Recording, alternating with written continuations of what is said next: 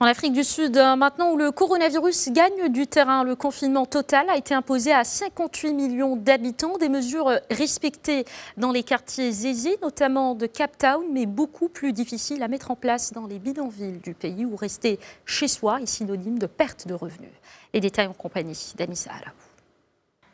Le coronavirus s'installe encore un peu plus en Afrique du Sud, avec plus de 1300 cas positifs confirmés et au moins 5 morts. Le virus atteint désormais tout le territoire jusqu'à Cape Town, dans le sud du pays. Plages désertes, magasins fermés, mais le confinement semble difficile à respecter pour certaines personnes. Les habitants continuent à contourner les mesures de confinement imposées depuis une semaine aux 58 millions de Sud-Africains.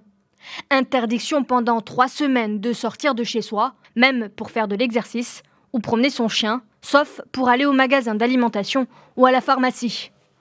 Les jours précédents, ça a été très dur et nous n'avions pas anticipé une telle difficulté. Je suis stressé lorsque je reste trop à l'intérieur, donc je sors m'aérer l'esprit. Beaucoup d'autres personnes sont frustrées de rester enfermées.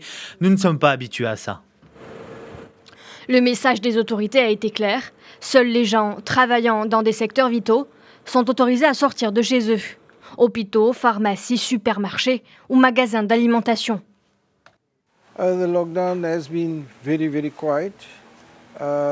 Nous avons besoin d'aller chercher de la nourriture et de l'eau.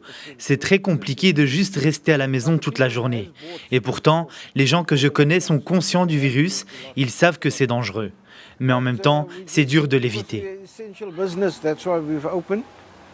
L'Afrique du Sud est le premier pays du continent à imposer un confinement total. Ces mesures sont respectées dans les quartiers aisés, mais largement ignorées dans les nombreux bidonvilles du pays. Le confinement est aussi un défi économique pour beaucoup. 55% de la population vit sous le seuil de pauvreté. Rester chez soi est synonyme de perte de revenus pendant 3 semaines. Un drame pour beaucoup de familles qui finissent déjà à peine les fins de mois et qui pourraient être tentées de contourner les mesures prises par le gouvernement. Un plan national va être mis en place pour soutenir les petites et moyennes entreprises et les salariés qui seront au chômage technique. Un fonds de solidarité a également été créé.